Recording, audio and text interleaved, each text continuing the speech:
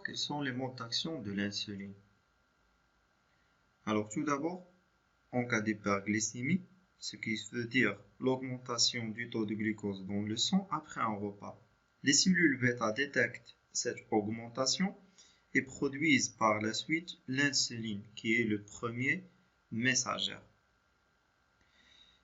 Cette insuline va être sécrétée dans la circulation sanguine et transportée vers les cellules cibles.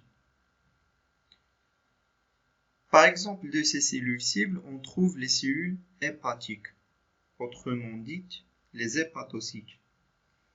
La cellule cible contient au niveau de sa membrane des récepteurs spécifiques à l'insuline.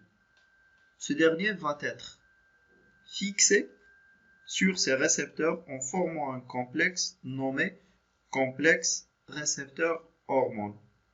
La formation de ce complexe se traduit en un second messager au sein de la cellule cible.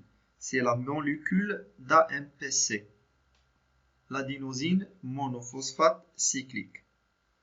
L'apparition de la molécule AMPC augmente la pénétration du glucose dans la cellule cible et aussi active la glycogénogenèse, d'où la synthèse de la glycogène et par la suite la diminution de la glycémie. Alors, on peut diviser l'action de l'insuline en 3 étapes. La première, c'est la réception du message. C'est le moment où l'insuline sera fixée sur les récepteurs membranaires et forme le complexe récepteur-hormone.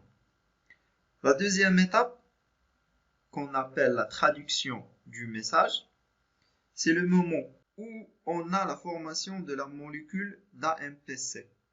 La troisième étape est la réponse au message. C'est le moment où on a la pénétration du glucose dans la cellule cible et l'activation de la glycogénogenèse.